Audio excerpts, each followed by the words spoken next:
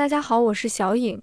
饺子是家家户户必不可少的传统美食，但是包饺子不仅是一项技术活，更是融合了爱与回忆的手工艺。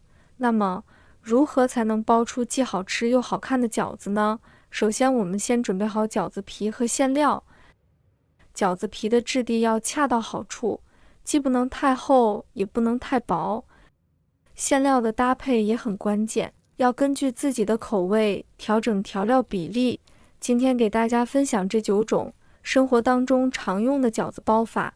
我们先来看看第一种最常用的饺子包法。先取一张饺子皮，再加入肉馅，衣领是中间捏紧，两手1加1捏，这样一个饺子就包好了。日常生活当中呢，这是我最常用的，比较简单快捷。是不是很多人学过这个方法？第二种包法也简单，对折然后捏起来，这也是朋友学习包饺子的入门方法。对折后捏起来，食指和大拇指捏出一个花边，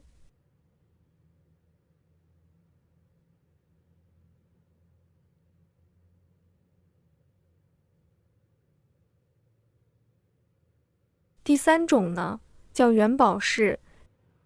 先把饺子皮对折，然后把边上全部都捏紧实。接着我们在中间压一个小窝，对折把饺子的两端捏合在一起，就有点像过去的小元宝了。第四种呢，叫柳叶式。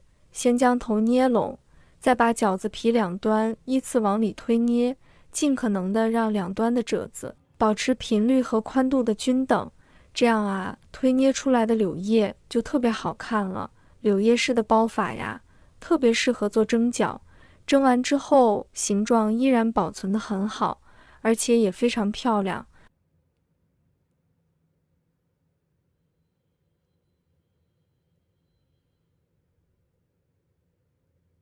最后把尾巴捏拢即可。接下来我们准备2个鸡蛋。朋友们、家人们，视频看到这里了，麻烦您动动您发财的小手，帮忙点一个免费的小红心吧。对您来说只是举手之劳，对小颖来说可以高兴睡不着觉。现在这个视频就辛苦你帮小颖点赞转发一下吧，非常感谢大家支持和鼓励。第5种呢，叫三角形包法。3个指头先把边折上来，调整边长，找到中心之后呢，把个边捏起来，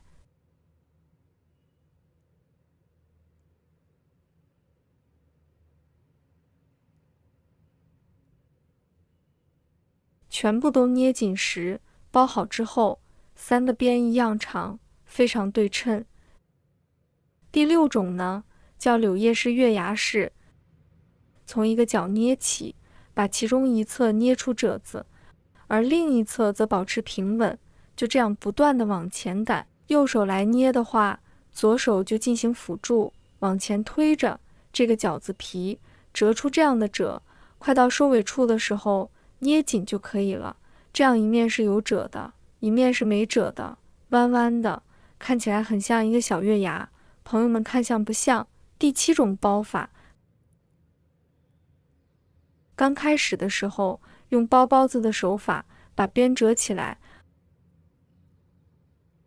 快要折好的时候呢，停下来，然后把剩下的面皮合到一起封口，包出来有点像虾饺的形状。这个包法呢，最好饺子皮要薄一点。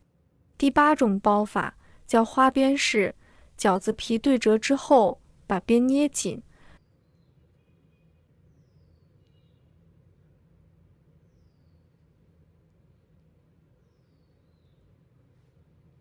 然后从一边开始垂直折叠。这里有一个小技巧分享，就是每次折叠完一定要用大拇指把它按扁，这个面越薄，折出来的花纹就会越明显。如果很厚呢，折过去就会变成整个一溜粗粗的边边，而不会有这种麻花的形状了。不断的用这样的手法捏，到最后就形成了这样一个花边式的饺子，也非常的漂亮。第9种包法叫双折式，这种包法跟衣领式的相似，只不过是双折式，先把饺子皮折一下，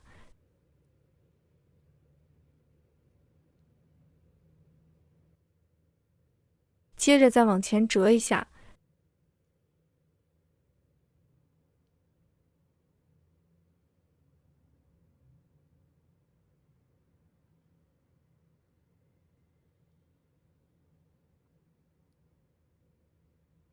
这样它的背面啊就显示出了4个褶，看起来更好看一些。包好之后，饺子的背面就是这样的一个形状。全部做好后，把它放入盘中。